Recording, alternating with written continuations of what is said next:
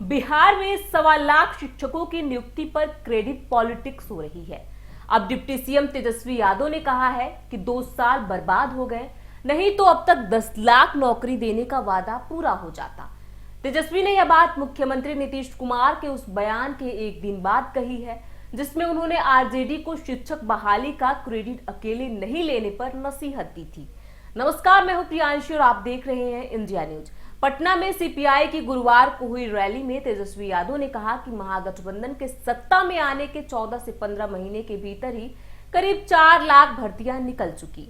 पटना के Miller school मैदान में सीपीआई की बीजेपी हटाओ देश बचाओ रैली में बिहार महागठबंधन में शामिल सभी पार्टियों के नेता मौजूद रहे। सीएम नीतीश कुमार के साथ ही डिप्टी सीएम तेजस्वी यादव ने भी लेफ्ट पार्टी के मंच से संबोधित किया। तेजस्वी ने अपने भाषण में कहा कि 2 साल बीजेपी ने बर्बाद कर दिए, नहीं तो हम लोग 10 लाख नौकरी दे दिए होते। बता दें कि जुलाई 2022 से पहले 2 साल तक राज्य में एनडीए की सरकार थी। नीतीश कुमार के बीजेपी का साथ छोड़ने के बाद आरजेडी कांग्रेस सत्ता में आई।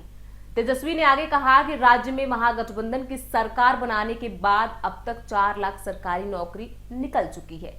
1.20 लाख शिक्षकों को नियुक्ति पत्र आज 2 नवंबर को दिया जा रहा है। आने वाले समय में 10 लाख लोगों को नौकरी देने का काम किया जाएगा।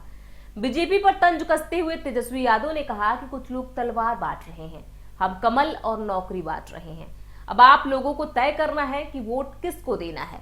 उन्होंने कहा कि जहां बीजेपी सत्ता में नहीं है वहां ईडी सीबीआई की छापेमारी करवा रही है, इससे घबराना नहीं है। हम लोगों ने बिहार से इन्हें खदेड़ा है, सब लोग एकजुट होकर देश की सत्ता से भी खदेड़ देंगे।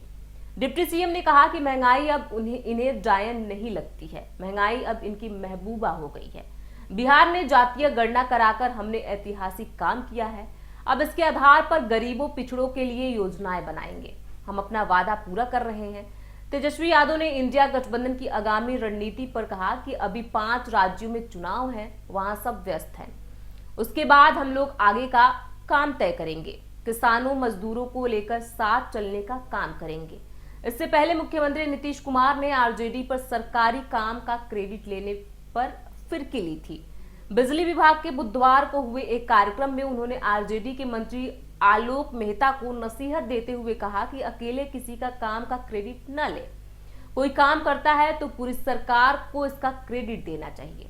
दरअसल बीपीएससी द्वारा हाल में की गई शिक्षक बहाली में करीब 1.25 लाख शिक्षकों को नियुक्ति दी जा रही है।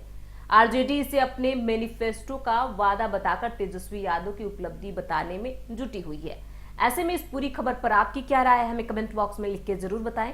देश और दुनिया की ऐसी तमाम खबरों से जुड़े रहने के लिए देखते रहिए इंडिया न्यूज।